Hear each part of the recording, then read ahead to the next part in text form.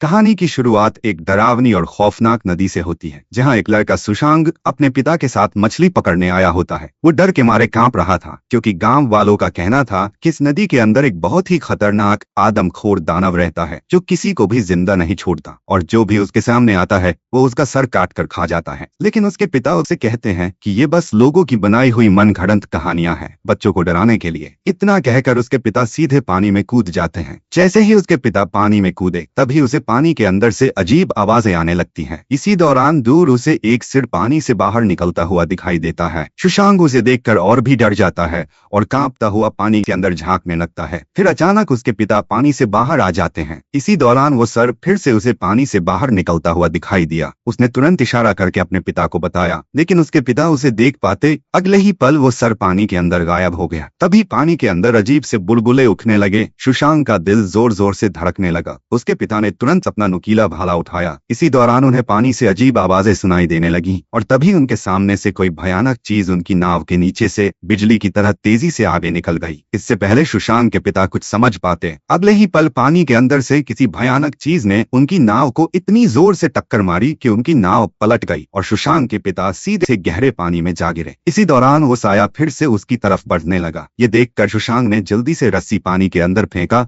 और पूरा जोर लगाकर अपने पिता को नाव के पास खींचने लगा। जैसे तैसे करके उसने अपने पिता को नाव पर खींच तो लिया, लेकिन एक बार फिर पानी से निकलती हुई उसी चीज ने उनकी नाव पर हमला कर दिया, जिससे उनकी नाव उल्टी होकर हवा में उछल गई। सुशांग और उसके पिता गहरे पानी में जा गिरे, लेकिन अगले ही पल वो रहस्यमय चीज उनकी तरफ तेजी से बढ़ने लगी। ये देखकर सुशांग और उसके पिता तैरकर अपनी नाव की ओर बढ़ने लगते हैं। सुशांग टाइम रहते नाव पर चढ़ जाता है, लेकिन पीछे से वही चीज उसके पिता को जोर से पकड़कर सीधे पानी के अंदर ले जाती है। अपने पिता को अपने सामने मरता देखकर उसके रोंगटे खड़े हो जाते हैं। वो जोर जोर से चीखने लगा, लेकिन तब तक बहुत देर हो चुकी थी। उसी पल उस नदी से खून बाहर निकलने लगा और धीरे धीरे पूरी नदी खून से भर जाती है और अगले ही पल उसके पिता की लाश पानी के ऊपर तैरती हुई आ जाती है। तभी सुशांग की आंख खुलती है और हमें पता चलता है कि ये उसका एक डरावना सपना था। वो हादसा उसका नाइटमेयर बन चुका था। इस खौफनाक हादसे को पूरे 10 साल बीत चुके थे। गांव वालों ने भी मान लिया था कि वो पानी का शैतान अब हमेशा के लिए खत्म हो चुका है, लेकिन उन्हें क्या पता था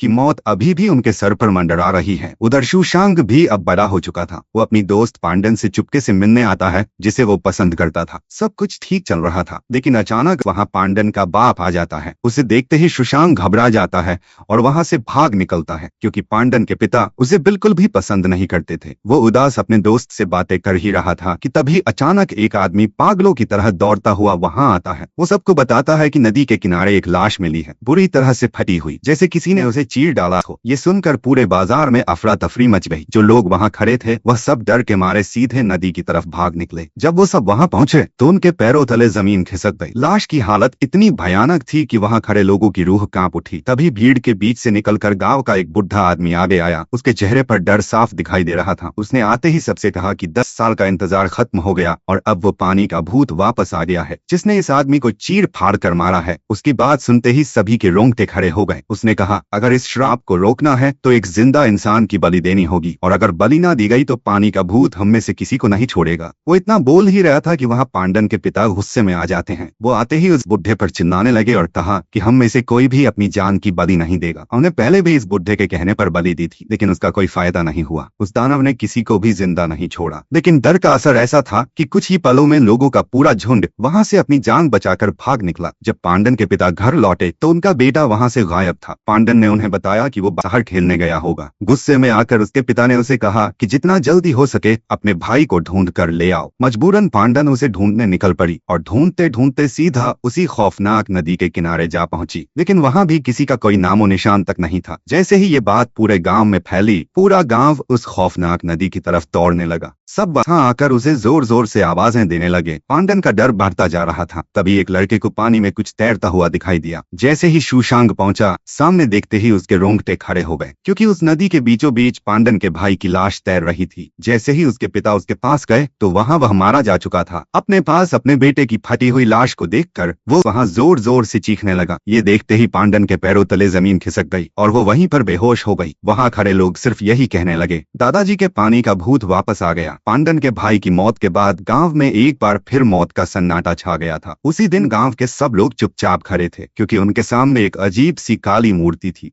वो लोग पानी के भूत की मूर्ति बनाकर उसकी पूजा कर रहे थे। तभी अचानक गुस्से से पागल हो चुके पांडन के पिता वहां आ जाते हैं। उनके अंदर गुस्सा फूट फूट कर भरा हुआ था। बिना कुछ सोचे समझे वो सीधा उस बूढ़े आदमी की तरफ दौड़ा और आते ही उसे जोर से धक्का दे दिया। फिर उसने उस काली मूर्ति को लात मारकर नीचे गिरा दिया। बूढ़ा आदमी उसके आगे हाथ जोड़कर कहने लगा, अगर तुमने बलि नहीं देने दी तो वो आत्मा हम में से किसी को नहीं छोड़ेगी। लेकिन पांडन के पिता चीख चीख कर सबको समझाने लगे कि ये सब झूठ है, ये कोई आत्मा नहीं बल्कि एक खतरनाक राक्षस दानव है। लेकिन कोई भी उसकी बात पर यकीन नहीं करता। गांव वाले उसे पकड़कर वहां से ले जाते हैं और उसे एक अंधेरे पुराने कमरे में रस्सियों से बांध देते हैं। जैसे जैसे रात और गहरी होती गई पूरा गांव सन्नाटे में डूब गया। कमरे के अंदर पांडन के पिता अकेले थे, रस्सी से बंधे हुए एक लकड़ी के सहारे बैठे अपने बेटे की मौत में उदास। इसी दौरान उनके पीछे से अजीब अजीब आवाजें आने लगती हैं, जैसे कोई उनका नाम पुकार रहा हो। वो आवाज सुनते ही पांडन के पिता का दिल जोर से धड़क उठा। जैसे ही पांडन के पिता ने पलट कर देखा तब उन्हें तुरंत समझ आ जाता है कि जो आवाज उन्होंने सुनी वह किसी इंसान की नहीं है। उनका डर अब और भी बढ़ गया था, लेकिन वो रस्सियों में बुरी तरह जकड़े हुए थे, इसलिए वह चाहकर भी वहां से भाग नहीं सकते थे। इससे पहले कि वो अपनी जान बचाकर वहां से भाग पाते, अगले ही पल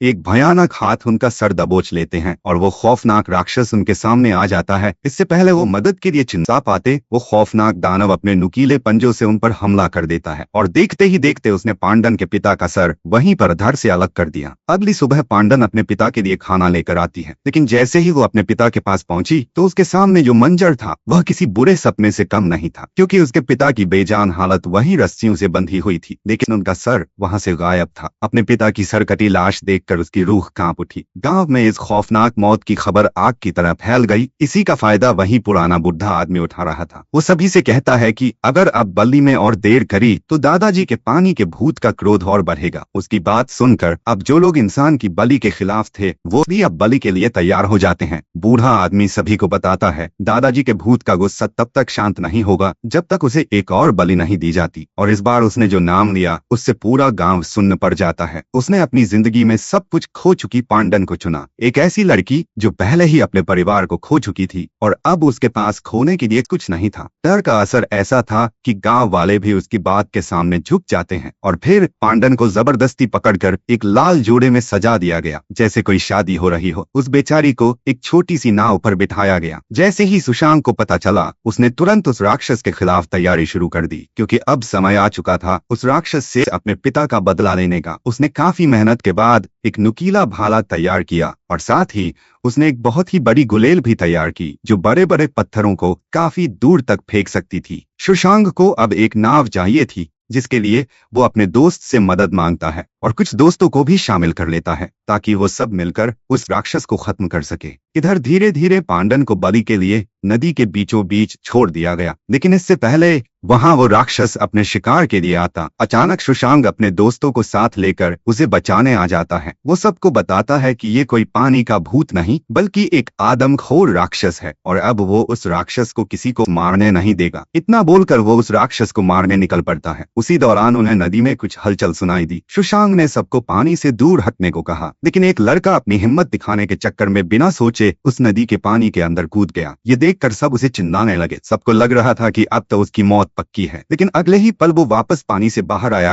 और जोर जोर से हंसने लगा और कहा कि मैंने गहराई तक जाकर देखा, यहाँ कुछ भी नहीं है, तुम लोग बेकार में डर रहे हो। अपने दोस्तों को डराने के लिए वह बार बार डूबने की एक्टिंग करने लगा। नाव पर खड़े सब लोग उसे कहते रहे कि ऊपर आ जाओ नहीं तो पछताओगे, लेकिन उसने उनकी एक ना सुनी और अगले ही पल मजाक करते हुए उसे कोई चीज पानी के अंदर खींच ले गई। देखते ही देखते नदी का पानी एक बार फिर से लाल होने लगा, जिसे देखकर सब लोगों के होश ही उड़ गए और तभी पानी के अंदर से खून के बुलबुले जोर जोर से उछलने लगे और अचानक उस लड़के का खून से लिपटा सर जो सीधा आकर नाव के बीच जा गिरा। उस कटे हुए सर के गिरते ही सबके रोंगटे खड़े हो गए। अगले ही पल पानी जोर से फटा और अचानक वो विशाल राक्षस सीधा पानी से बाहर आ निकला। उस विशाल राक्षस को देखते ही सब लड़ने के लिए तैयार हो गए। अगले ही पल वो राक्षस तेजी से उनकी नाव की तरफ बढ़ने लगा। उसने एक बहुत ही बड़ी छलांग लगाई और फिर एकदम से गायब हो गया। सब लोग वहां चौकन्ने हो गए। इससे पहले कि वो कुछ समझ पाते अचानक वो राक्षस कूदता हुआ आकर एक आदमी को सीधा पानी के अंदर खींच ले गया। वो आदमी बेचारा अपनी जान बचाने की कोशिश करता रहा, लेकिन तब तक बहुत देर हो चुकी थी। तभी उस राक्षस ने अपना खौफनाक मुंह खोला और उसके सिर को चिर दिया, जिसे देखकर नाव पर खड़े लोगों के होश उड़ गए। इसी दौरान वो राक्षस एक बार फिर से उनकी तरफ तेजी से बढ़ने लगा और बढ़ते बढ़ते उसने सीधा पांडन पर छलांग लगा दी, लेकिन तभी सुशांक ने भाला फेंक कर उसे नीचे गिरा दिया। एक ही पल में अब वो भयानक राक्षस उनके सामने खड़ा था। अपने सामने मौत देखकर सबके रोंगटे खड़े हो गए। राक्षस पूरी तरह उनके खून के प्यास में जल रहा था। सभी ने अपने अपने हथियार उठा लिए और उस पर हमला बोल दिया, लेकिन उस खौफनाक और ताकतवर राक्षस को जरा भी खरोच तक नहीं आई। तभी मौके पर सबने मिलकर उस पर बड़ा जाल फेंक दिया, लेकिन वो इतना ताकतवर था कि उनसे काबू ना हो सका और अगले ही पल वो वहां से अपनी जान बचाकर नदी में गायब हो जाता है। इस खौफनाक हमले के बाद नाव पर खड़े सभी लोगों के अंदर मौत का डर और भी बढ़ गया। इसी डर की वजह से उनमें से एक लड़का डर के मारे कांपते हुए कहता है, मुझे इतनी जल्दी नहीं मरना, और वो नाव से भाग जाता है। भागते हुए वो गहरे जंगल में पहुंच जाता है। शायद उसे लगा कि वो उस नाव से बाहर भागकर अपनी जान बचा लेगा, लेकिन उसे नहीं पता था कि मौत उसका ही पीछा कर रही थी। घने जंगल में भागते भागते वो एक छोटी सी पानी की नदी के पास आ पहुंचा। जैसे ही वह वहां पहुंचा तभी पीछे उसे किसी की हल्की सी आवाज सुनाई दी। वो डर के मारे कांपने लग गया। जैसे ही उसने पलटकर पीछे देखा, अचानक वही राक्षस उसके सामने आ गया। उसने बिना एक पल गवाए उसने उसे चीर फाड़ डाला। दूसरी तरफ नाव पर सुशांग और उसके साथी अब भी खड़े थे। डर और खौफ के बीच भी सुशांग ने अपनी हिम्मत ना हारी। इस बार सुशांग पूरी तरह तैयार था।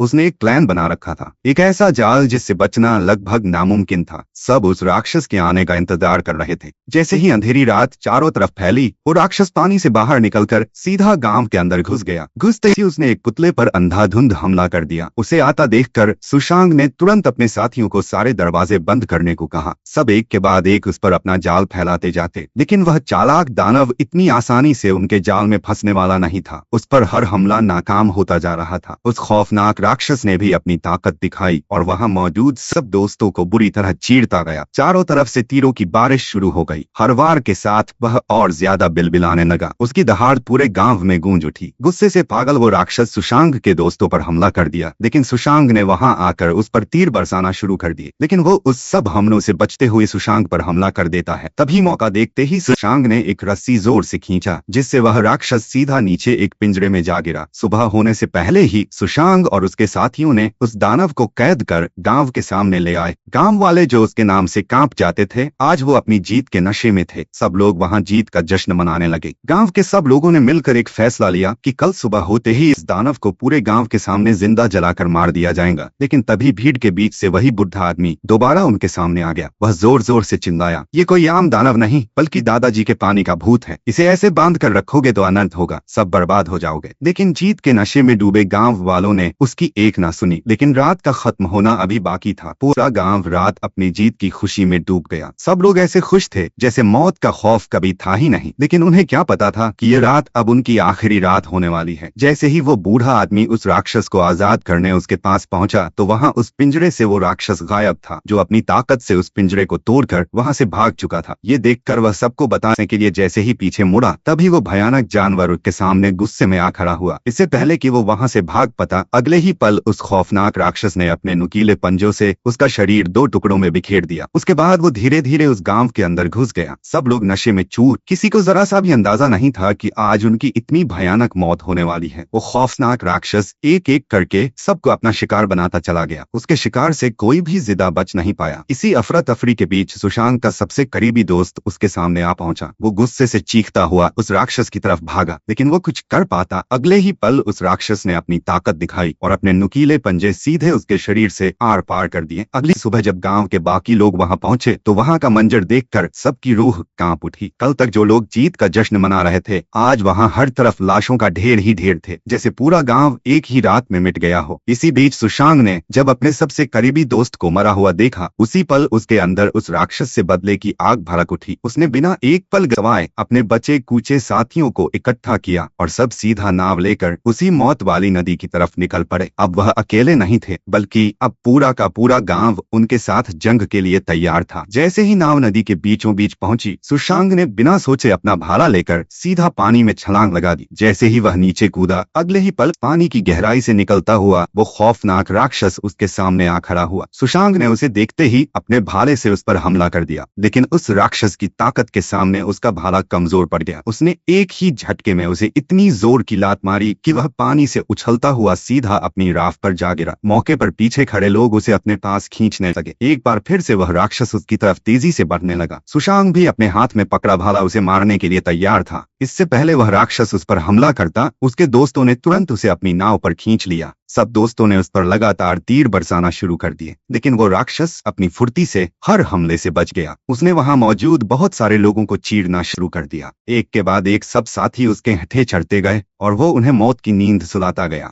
उस खूनी जंग में उस राक्षस ने किसी एक पर भी रहम नहीं किया, जिससे एक एक करके सब साथी मरते गए और कुछ ही पलों में नाव पर सिर्फ और सिर्फ सन्नाटा ही छा गया। तब उस खून से भरी नाव पर सिर्फ दो ही लोग, सुशांग और पांडन, जिंदा बचे थे। इसी दौरान सुशांग ने बिना सोचे उस राक्षस पर चाकू से हमला कर दिया, लेकिन अचानक उस खूनी राक्षस ने उसे जोरदार लात दे मारी और सुशांग हवा में उड़ता हुआ सीधा नीचे जा गिरा। अब आखिरकार सुशांग अपनी बाजी हार ही चुका था। अब उसके अंदर उठने की ताकत खत्म हो चुकी थी। इसी का फायदा उठाकर एक बार फिर उस राक्षस ने उस पर हमला करने की कोशिश की। तभी उसके दो साथियों ने मौके पर आकर उसे पकड़ लिया, जिससे उस राक्षस का गुस्सा और भड़क गया। उसने लगातार उन दोनों को चीरना शुरू कर दिया। अपने सामने अपने दोस्तों को मरता देखकर सुशांग का गुस्सा फूट पड़ा। उसने बहुत ही लंबी छलांग लगाई और उस राक्षस को अपने काबू कर लिया। उसने एक के बाद एक लगातार चाकू से उसका शरीर चीरना शुरू कर दिया। सुशांग ने उस पर इतने हमले कर दिए, लेकिन फिर भी उसे कोई फर्क नहीं पड़ा। आखिर में सुशांग ने अपना चाकू सीधा उसकी आंख के अंदर घोंप दिया, जिससे वह राक्षस दर्द से तड़पने लगा और उस तड़प की वजह से वह सुशांग को भी अपने साथ घसीटता हुआ पानी के अंदर कूद गया। जैसे ही पांडन ने सुशांग को पानी के अंदर जाता देखा तो उसकी जिंदगी की आखिरी उम्मीद भी खत्म हो गई। अब उसे लग रहा था कि उसे जीने का कोई हक नहीं, मगर अगले ही पल पानी फटा और सुशांग पानी से बाहर आ निकला। उसके हाथ में उसी खतरनाक राक्षस का कटा हुआ सिर था जो उसने अपनी जान पर खेलकर उसे मौत के घाट उतार ही दिया। और आखिरकार उन दोनों ने को जंग जीत ही ली और यह मूवी यहीं पर एंड